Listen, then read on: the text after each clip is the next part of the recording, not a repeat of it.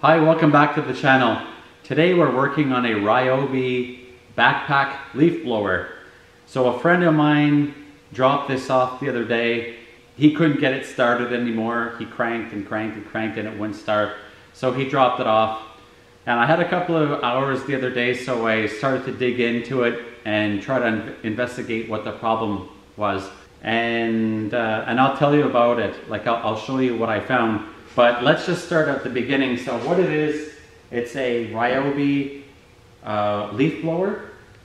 It's a 760 CFM or a 175 mile/hour leaf blower. So I guess that's the velocity of the air coming out of this thing is 107. So it says 175 miles an hour.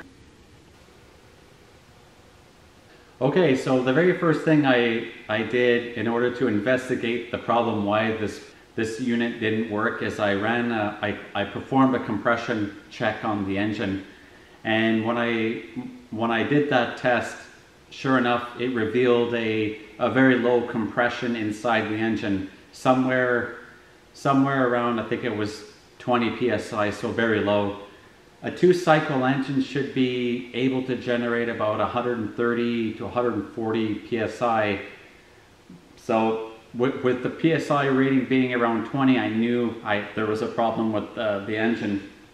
This was later confirmed when I took the engine apart. So for instance, like here's the piston of that engine, and here's the engine itself. The cylinders here, and then the bottom end is here, and the connecting rod and the crankshaft is right here. This is definitely not good. I mean, the main issue, if you will, is right here. There's some really big, deep scoring and grooves in the piston right here, which is causing. Actually, you might even be able to see it from this direction, is that there was just all kinds of blow-by. So the engine wasn't able to generate any compression and vacuum to run. Therefore, that this part is basically not reusable. And the same is true with the cylinder. I'm not sure if the camera will pick up on it, but there's deep scoring on the inside of the cylinder wall as well. So there you have it. We found out what the problem was. The issue was the engine, of course. I've spent some time and I've laid out the parts here on the table. I brought out some tools that I'm going to need today. What we're going to do is I'm going to rebuild this machine or this blower. The reason why I thought about doing that is because the plastics, the carburetor, like many of these parts are in really good condition aside from the engine. Therefore, with the replacement engine and by putting it all back together, and this can stay out of the landfill. Now you know the backstory behind this. We're just going to get into it and get this thing repaired. So the very first thing we're going to do is we're going to unbox my package here. This is the package that I received a couple of days ago. This should be my new motor. So I haven't opened it yet, so we're going to do that together in this video. And I really hope this is the right motor.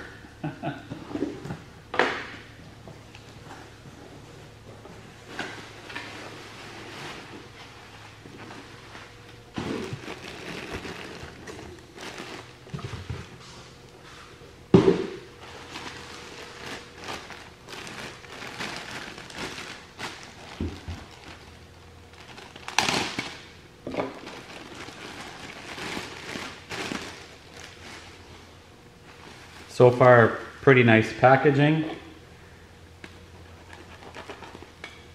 Everything's taped and bubble wrapped. Here's the moment of truth. Let's pull this out of here. Yes, there you go.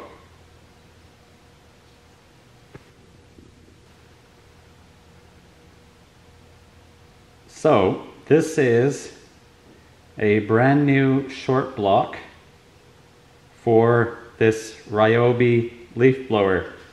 Let me see if I have the part number in here. So I ordered this motor. I guess they call it a short block, but it's a motor. I ordered this from a company that I really like. It's called Parts Warehouse. I believe this is the part number for it. So 309893010. So what you need to do is ensure that any bolts, screws, gaskets, nuts and bolts that were on the original motor, you know, hold on to those, because as you can see, this, you know, I'm happy I have this, but it doesn't have any of those parts, right? Like the gasket, the intake gasket, or the exhaust gasket. So we're just going to retain that from the other unit. So what I'm going to do is just take these parts, like the crankshaft, the connecting rod, the piston, the wrist pin, this is the base gasket. I'll take these parts that I don't need, and I will I'll move those aside. Okay, so I got rid of a whole bunch of stuff that we don't need, but there might be some leftover things. Hopefully not that are critical for this, and maybe they're just spares. But for now, let's just get into it. So I think what I'll do first now is install the mounting base. So this video here should serve as a reference that will give you a perspective of how to reassemble this. This is not meant to be a thorough how-to. Okay, so the first thing I'm going to do is start by installing the base plate, followed by this part right here, which I think drives the fan. So we'll start by installing this washer on the crankshaft, followed by the base plate. The base plate is localized by a dowel pin right here on the engine housing. So once you've located this dowel pin, line that dowel pin up with the corresponding hole on the base plate here. That looks like that when you've done that. Okay, so with that in place, I'm then going to install these three socket head cap screws, and I'm going to use a little bit of Loctite. I like to use the Permatex orange thread locker, and I'll just put a little bit of thread locker. Whoops, that's more than I wanted to. A little bit of thread locker, and then using a T25 tool, just go and put these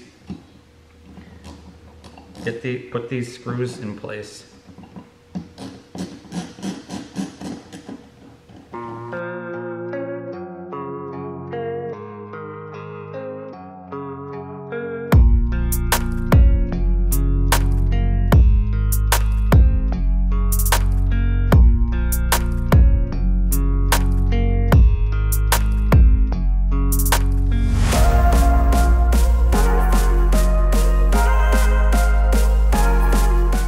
Okay, so with that done, the next thing we're going to do is install this piece. And for reference, this piece locates itself onto the blower or the turbine the turbine wheel in here, which generates the wind, I guess, or the air velocity. So the engine turns this part, which it then transfers that power to the turbine, and then it creates that airflow and you know, allows this thing to generate 175 mile an hour air.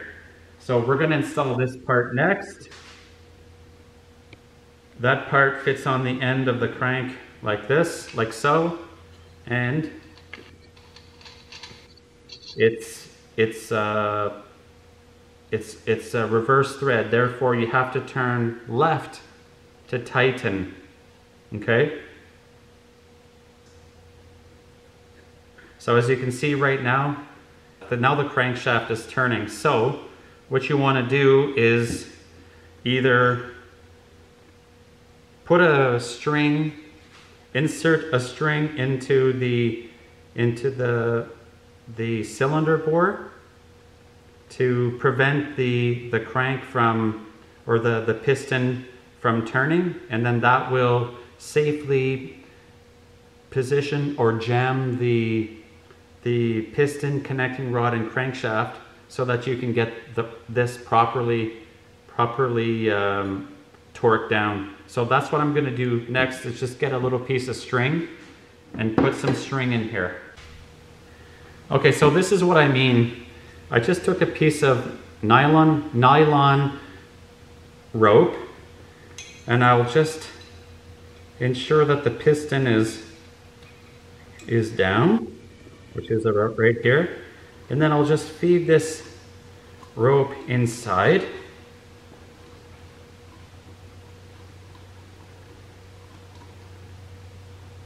Okay, so I'll just feed in, I don't know, six inches or so. Okay, I'll keep my thumb there, and then we said we have to turn left to tighten, so now I'll tighten. No, wait a minute. Yeah, turn left. No.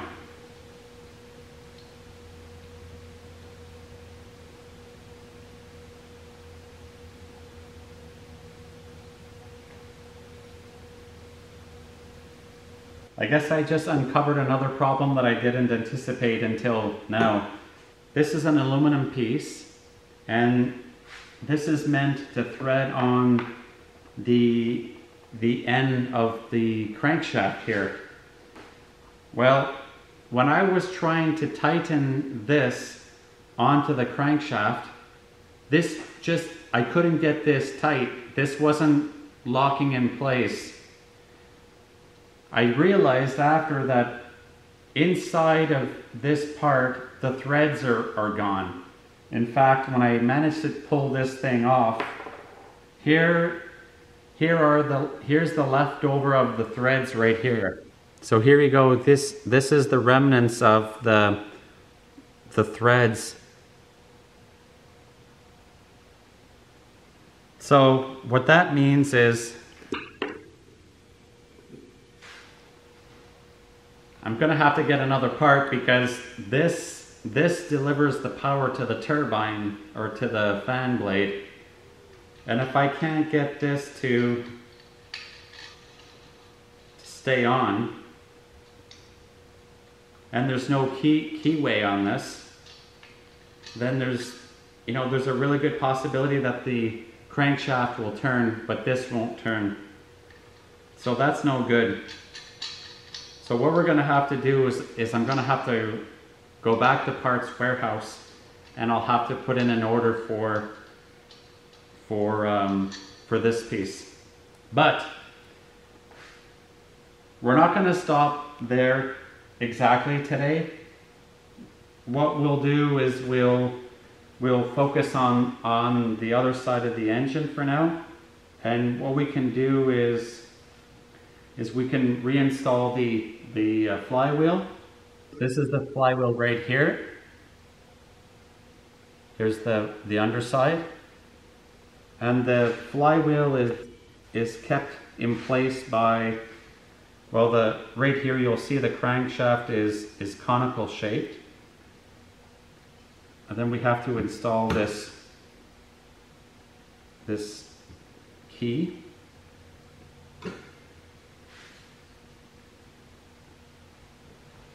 So you'll make sure that the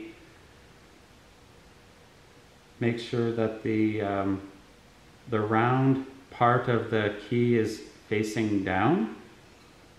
So there you have it. See how the keyway fits inside that keyway slot? And then you'll just take the flywheel and just slide that on, and you align the groove on the flywheel with the crankshaft here. Like so. Okay? So that's in place. You then attach this nut.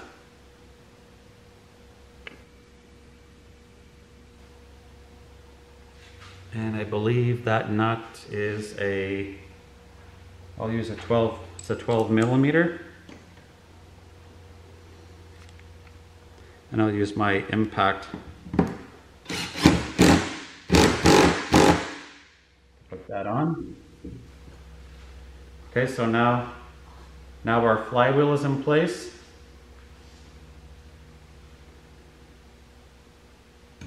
The next thing we'll do is we'll take this opportunity to reinstall the ignition coil. So the ignition coil has 2 screws that attach right up here. And what you need to ensure is that you need to ensure this proper airspace or air gap between the magnet on the flywheel versus the magnets or the pickups on the ignition coil. And I'll show you how I do that. So in order to maintain that proper air gap, I use a business card, and I'll show you what I mean by that. So I'll just apply a little bit of thread locker on these 2 bolts before we begin. So I'll just dab some on here. You need a T20 to install these screws. So I'll grab a T20 bit, and I'll rotate this so that the magnets are not affecting this just yet. So I'll just get this started.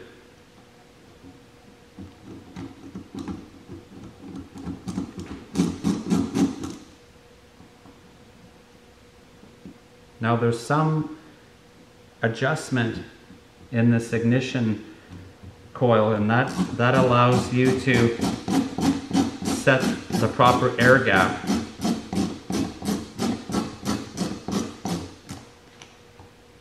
Okay, so you just want to put it in.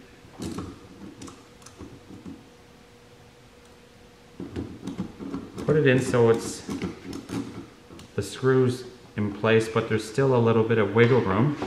Okay, so as you can see right now, I can move the ignition coil back and forth. You then take the business card, wrap it around the flywheel. So I'm going to rotate the flywheel around like so.